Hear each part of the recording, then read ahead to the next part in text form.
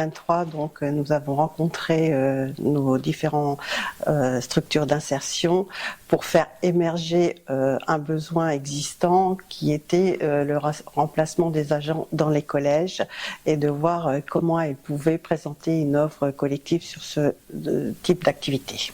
Alors j'ai participé à la mise en place du projet sur l'expérimentation de la mise à disposition des agents dans les collèges. Ce que j'ai apprécié dans ce projet, c'est le travail en transversalité avec les différentes directions du département, mais aussi avec les associations intermédiaires. Ce projet a été une réussite pour ma part, dans la mesure où nous avons pu travailler en amont sur nos besoins et les spécificités des postes dans les collèges. La mise en place aussi d'un poste de coordinatrice a permis de faciliter le lien entre les acteurs de la DRH et les associations intermédiaires, et elles ont pu être réactives sur les mises à disposition, mais également intervenir en cas de difficulté.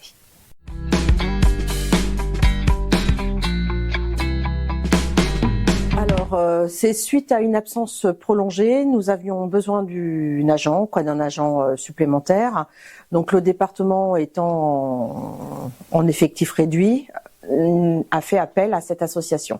C'est le service des ressources humaines du conseil départemental qui s'est rapproché de moi pour nous proposer des agents d'entretien issus de ce dispositif. L'arrivée de cette association a été providentielle parce qu'elle a été nommée 2 jours après la première absence, donc assez rapidement pour nous. Ça a été immédiat, ils sont arrivés très vite. De mon côté, c'est très très simple et j'ai une feuille d'émargement en fin de semaine à remplir et à renvoyer par mail.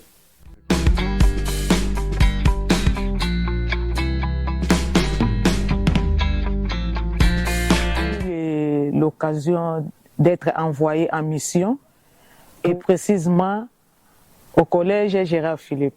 Oui, j'étais appelée pour travailler dans le ménage, oui, faire l'entretien dans des bureaux.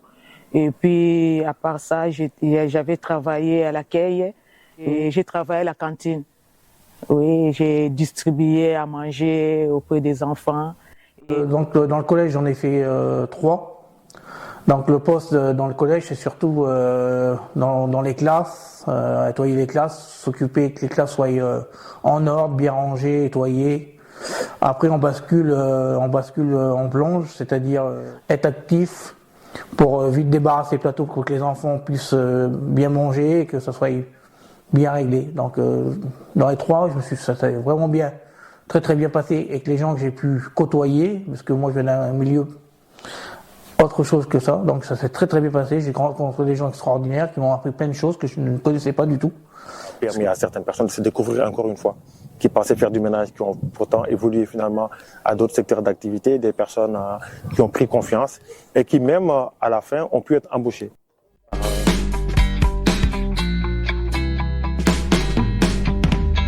Nos salariés en fait ont réussi à avoir une certaine stabilité au niveau social.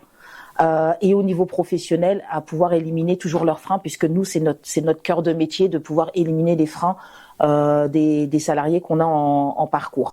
Ça aussi, ça a permis d'éprouver la force du GDAI, de pouvoir intervenir de manière assez rapide sur l'ensemble du territoire. On voit bien que ça fonctionne. Et ça fonctionne et pour le donneur d'ordre et pour le salarié en mission. La personne que j'ai reçue, ça lui a mis le pied à l'étrier en fait, et pour le coup, elle a fait 3 renouvellements dans le cadre de l'association, et là, elle a été embauchée par le conseil départemental. Donc, ce n'est que de positif pour elle.